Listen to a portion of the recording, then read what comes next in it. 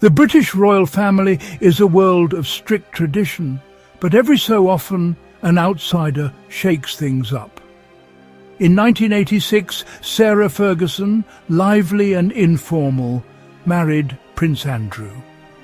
Her energy was a stark contrast to royal reserve. The public loved Fergie for her down-to-earth style, seeing her as a breath of fresh air.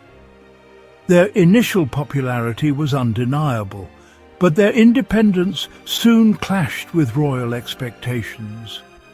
The very qualities that made them beloved, modernity, outspokenness, would become sources of tension. The royal family, steeped in tradition, often resists rapid change.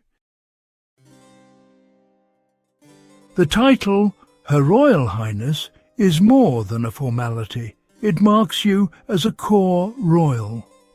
This wasn't punishment, but a condition of their new independent lives.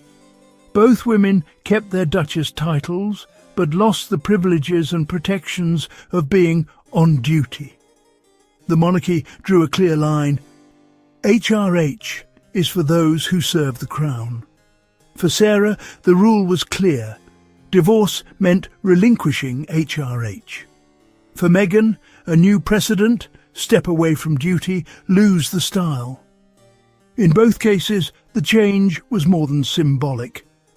It redefined their place in the royal world. Leaving royal life is never simple. Meghan and Harry's exit was abrupt, citing media intrusion and lack of support. Both women felt trapped by a system they couldn't change and hounded by the press. Sarah was criticised for her behaviour, Meghan for her background and actions. Both struggled to control their own narratives within the monarchy's strict confines. Their exits were driven by a desire for autonomy and the need to earn a living on their own terms. Financial independence became a path to personal freedom. Ultimately, both found the cost of royal life outweighed its privileges.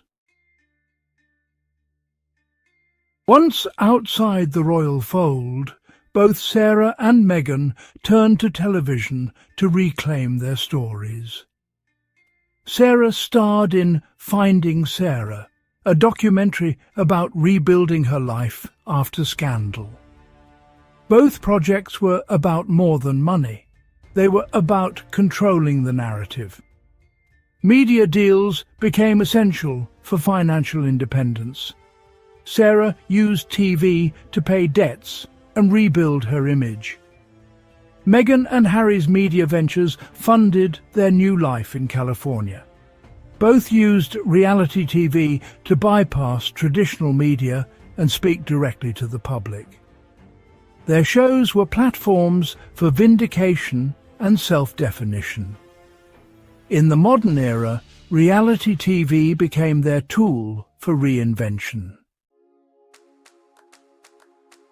Using royal titles after stepping back is a source of controversy. Critics argue they're commercializing royal status without the responsibilities. The monarchy's brand is built on duty. Using titles outside that context blurs the lines. For both women, their titles are a link to the institution and a source of public profile. There's no rule book for non-working duchesses in the modern world. Sarah has stayed close to the family. Meghan and Harry claim to serve in new ways. The debate raises a key question. Does a royal title belong to the individual or the crown? Royal experts see Sarah and Meghan's stories as a test of the monarchy's adaptability.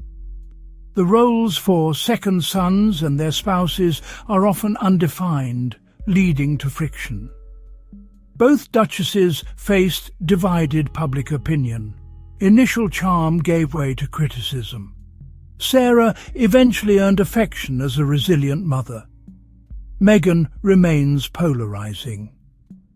Experts note the clash between celebrity culture and royal tradition.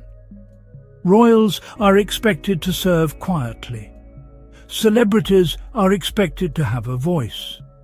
Meghan tried to be both, and the worlds collided.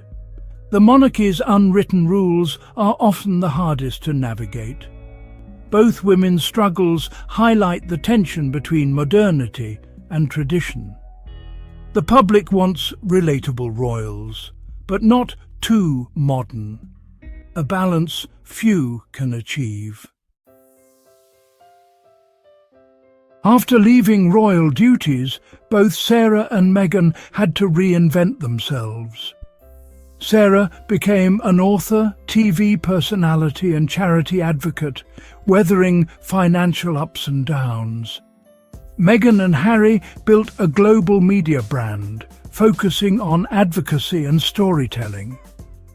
Both women leveraged their royal connections to create new careers. Writing and media became their main platforms. They became entrepreneurs, managing their own brands, something impossible as working royals. Sarah's approach has been modest and conciliatory. Meghan and Harry's high-profile and outspoken. Both sought independence, but their methods and scale differ. Their journeys show the necessity and challenge of building a new identity outside the palace. Reinvention became their shared path to freedom. Sarah and Meghan's stories echo across decades. Outsiders who tried to modernize the monarchy. Both were initially celebrated, then criticized for their independence. Media scrutiny and rigid royal rules pushed them to reclaim their narratives. Losing HRH marked their formal separation from royal life. Both turned to media and writing to build new independent lives. Their experiences highlight the monarchy's struggle to evolve. The palace can be a gilded cage for those who don't fit the mold. Their stories are reminders that for royal rebels, the path to freedom is public, difficult, and deeply revealing.